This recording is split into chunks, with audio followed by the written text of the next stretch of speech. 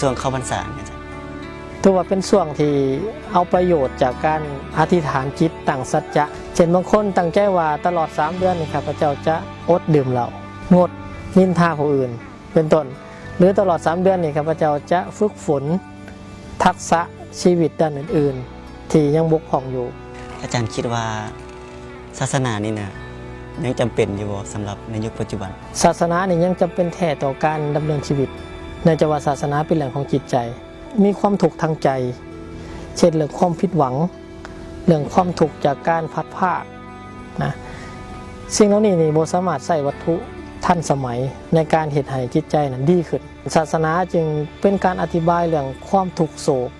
และวิธีการปรับความคิดแต่ว่าหลายคนก็ยังเข้าบ่ถึงเจริญพรอาจารย์คิดว่าเป็นเพราะหยังเป็นเพราะศาสนาเองหรือเป็นเพราะบุคคลเป็นได้ทั้ง2 ส่วนนะทั้งบุคคลก็ถือว่าไหลไปตามวัตถุหลายเนื่องจากว่ามีสิ่งล่อตาล่อใจหลายเช่นเรื่องการใส่สื่อโซเชียลเน็ตเวิร์กการหับสื่อสารข้อมูลหรือแนวคิดนี่มันกว้างขึ้นส่วนในส่วนของทางศาสนาการปฏิบัติตามฮีตของประเพณีแบบดังเดิมนะเฮ็ดให้บ่สอดคล้องกับยุคสมัยครูบาอาจารย์ผู้นำทางจิตวิญญาณทางศาสนานี่ยังปรับตัวบ่ทันเช่นการถือฮีตบางอย่างที่บูฮานจนเกินไปและบ่สามารถอธิบายได้ในยุคสมัยปัจจุบันพุทธศาสนานี้มีประโยชน์หลายกว่าหรือว่ามีอย่างที่แบบลึกหลายกว่าประเพณีและกับคนส่วนหลายอาจารย์จะติดอยู่กับประเพณีในมุมนี้อาจารย์คิดว่าจังได๋การติดในประเพณีนี่ถือว่าเป็นสิ่งที่บูฮานเขาสอนต้องเฮ็ดตามปู่ตามย่าต้องเฮ็ดตามบูฮานเพิ่นพาเฮ็ดซึ่งมันเป็นเรื่องที่ถูกหรือผิดบางอย่างก็ถูกบางอย่างก็ล้าสมัยจนเกินไปการที่เฮามีฮีตของประเพณีนี่ถือว่าเป็นเรื่องดีแล้วเป็นวิธีการเป็นกลยุทธ์ในการดึงคนเข้าวัดนักปราชญ์อาจารย์ได้เปรียบเทียบไว้เหมือนกับยาฮีตของประเพณีเปรียบเสมือนกับสีของยาส่วนคำสอนแท้ๆเนี่ยมันคือตัวยาหรือกลิ่นของยาล่อให้คนอยากหรือกินได้ง่ายแต่ว่าเมื่อกินลงไปแล้วนี่ผลปลายทางก็คือได้รับคำสอนและได้รับตัวยาเต็มๆคุณมื้อนี้เฮาติดอยู่ที่สีของมันจนละเลยแก่นแท้ของยาซึ่งว่าสังคมปัจจุบันนี้นะอาจารย์หนึ่งคือคนมีความรู้หลายขึ้นฉลาดขึ้นแล้วก็เขาเข้าถึงการศึกษาได้ง่ายขึ้น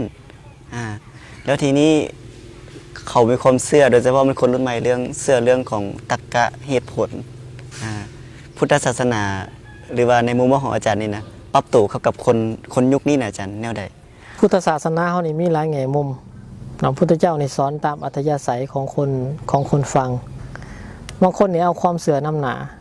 บ่ฮู้แหละขอเพียงแต่ว่ามีเรื่องอิทธิปาฏิหาริย์มาเกี่ยวข้องจะเชื่อทันทีบางคนก็บ่ตั้งคำถามเชื่ออย่างเดียวบางคนก็ตั้งคำถามว่ามันมีจริงบ่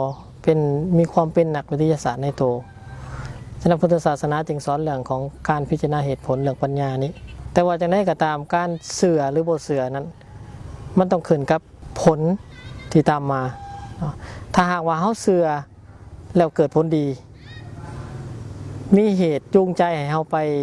ทำความดีมันก็จะนำไปสู่ผลบวกอาจารย์สังเกตบ่ว่าในสังคมปัจจุบันนี้นะอาจารย์คิดว่าเขาเข้าถึงพุทธศาสนาได้ขนาดใดในปัจจุบันนี่คนลาวเฮานี่เขาได้เฉพาะแต่ในส่วนของฮีตของประเพณีและสิมีคำถามต่อไปว่าแล้วเฮาสิมีวิธีการใดเพื่อที่จะเข้าถึงพุทธศาสนาการเข้าถึงพุทธศาสนานี่คือการศึกษาจะเป็นทางหนึ่งถ้าหากว่าเฮาศึกษาพุทธศาสนาผ่านตำรานี่อาจจะยังบ่เข้าใจบางคำศัพท์หรือบางประโยคหรือการตีความอันนี้ต้องเกิดขึ้นจากการสนทนาถามไถ่และก็มันสังเกตนะเพราะพุทธศาสนาสอนเรื่องชีวิตแนมพุทธศาสนาในการแก้ไขปัญหาชีวิตเพราะว่าพุทธศาสนาสอนเรื่องอริยสัจคือเห็นตามความเป็นจริงหลายคนบ่เห็นตามความเป็นจริงพยายามหนีความจริงและต่อมาคือการปฏิบัติถ้าหากว่าเฮาปฏิบัติระดับศีล5นี่ถือว่าเป็นหลักค้ำประกันของชีวิตแล้วแต่ถ้าว่าจะเข้าถึงพุทธศาสนาอีกระดับหนึ่งคือการควบคุมจิตใจตัวนี้ต้องว่าถึงเรื่องของการเจริญกรรมฐานเชื่อในเรื่องที่บ่ควรเชื่อยกตัวอย่างในสังคมปัจจุบันที่เห็นกันก็คือพระให้หวยบ่สินะอาจารย์ในมุมนี้อาจารย์คิดว่าจังได๋ การที่พระให้หวยนี่ก็เป็นการตอบสนองความต้องการของบางกลุ่ม ซึ่งว่ามันถูกหรือผิด ถ้าว่าพิษบ่ทางพระสงฆ์สามเณรนี่ถือว่าเป็นเรื่องพิษธรรมบ่ได้พิษวินัยธรรมะที่พระพุทธเจ้าสอนคือห้ามเรื่องของอบายมุขลดละเลิกเนาะแต่เฮากับว่าเป็นการกระตุ้นที่พระใบ้หวยออกไปเนี่ยถือว่าเป็นการกระตุ้นให้ญาติโยม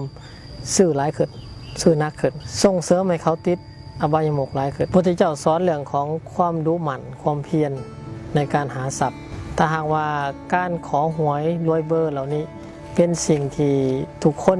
สามารถประสบความสำเร็จได้ก็บ่จะเป็นต้องทำงานกันแหละ แน่นอนว่าสังคมหนึ่งมันมีทั้งคนดีและก็คนบ่ดี พุทธศาสนาก็บ่สามารถที่จะสอนให้คนดีหมดทุกคนได้ ประเด็นนี้อาจารย์คิดว่าแนวใด หมอคนหนึ่งที่รักษาหลายคนให้ดีจากโรค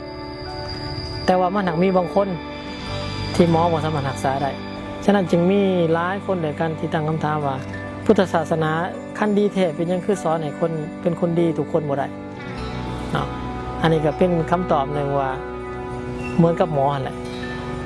บ่สามารถรักษาทุกคนให้หายขาดจากโรคได้